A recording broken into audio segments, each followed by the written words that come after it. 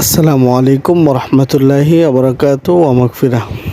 আজকে আমরা চলে যাচ্ছি লালপুর হয়ে বিরাসার দিয়ে ঐতিহ্যবাহী ব্রাহ্মণবাড়িয়া 22 মোজা বাজারে এবং 22 মোজা বাজার হলো ব্রাহ্মণবাড়িয়া ঐতিহ্যবাহী বাজার। নদী অঞ্চলের মধ্যে নোয়াগাঁও, নবীনগর, বড় হরণ, ছোট হরণ, দামসাইল, খাকসাইল সহ ব্রাহ্মণবাড়িয়া গ্রামগুলা নিয়ে সবচেয়ে বড় বাজার হয় ব্রাহ্মণবাড়িয়ার মধ্যে বৃহত্তম বাজার, সেটা হলো 22 মোজা বাজার।